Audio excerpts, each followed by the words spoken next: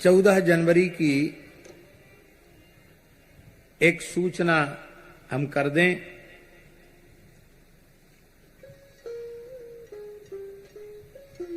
और उस सूचना के पश्चात कथा होगी।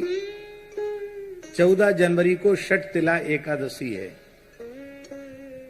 और षठ तिला में 6 प्रकार से तिल का उपयोग किया जाता है। षठ तिला पापनाशिनी, षठ तिला एकादशी संपूर्ण पापों का नाश करने वाली है।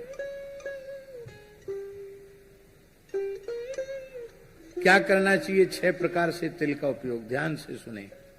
तिलोदवर्ती, तिल को भिजा दो और उसको फिर सिल्लोढ़ी पर पीस कर, आजकल सिल्लोढ़ी तो घर पे है नहीं, मिक्सी है, उसमें बढ़िया पीसता नहीं, लेकिन फिर भी पीस लो, जो उपलब्ध है साधन उसी से पीस करके स्नान करके पवित्र हो करके फिर उसी तिल का उबटन अपने सारे शरीर में लगाना। उस उबटन के 3 भाग करना। एक भाग मस्तक से लेके वक्षस्थल तक लगाना, दूसरा भाग हाथ धो करके फिर नाभि से लेके कमर तक लगाना, तीसरा भाग पैरों पर लगाना। तिलोदवर्ती। फिर किसी पवित्र तीर्थ में गोता लगाना। तो कैसे? तिलस्नाई, या तो लोटा में तिल डाल दो, स्नान करो, अथवा थोड़ा तिल छोड़ दो जमुना जी गंगा जी में, फिर गोता लगाओ। तिलस्नाई, तिलोदवर्ती, तिलस्नाई। तिल होता, तिल का ही हवन करना।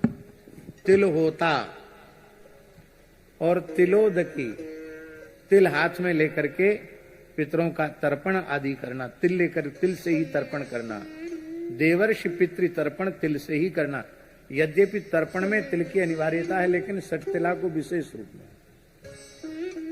तो तिलोदवर्ती, तिलस्नाई, तिल होता, तिलोदकी, तिल भुक, तिल का ही भोजन करना, तिल खाना।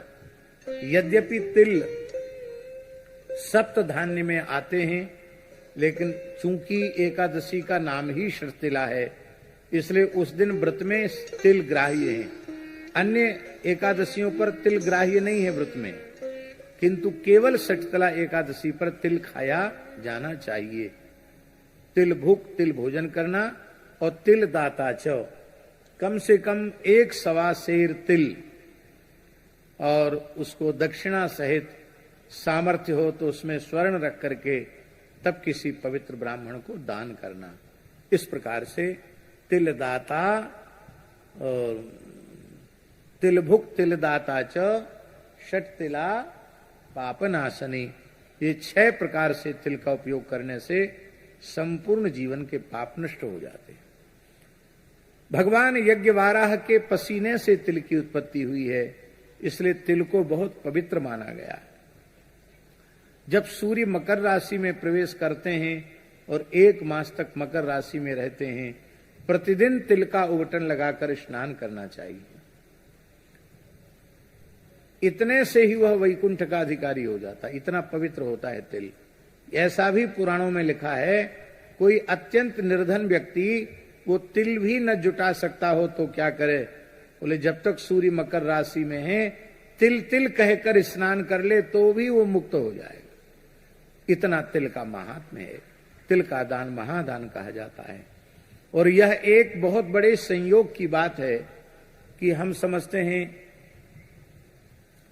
कि पूरी स्मृति तो हमको नहीं है, लेकिन शायद 30-35 वर्ष के बाद ऐसा संयोग आया होगा कि जो षठ तिला और मकर संक्रांति दोनों एक ही तिथि पर पड़ रही है।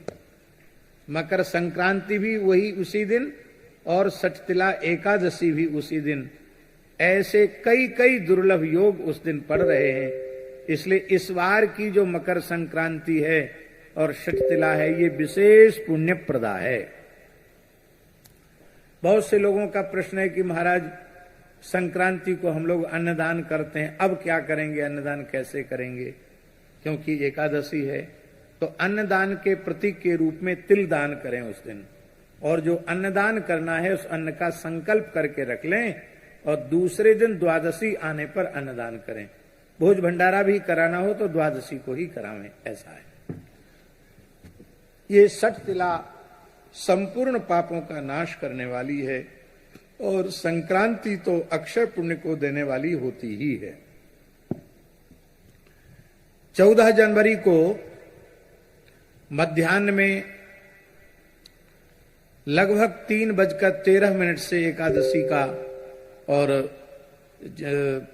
मकर संक्रांति का पुण्य काल आरंभ होगा, जो सूर्यास्त होने तक चलेगा।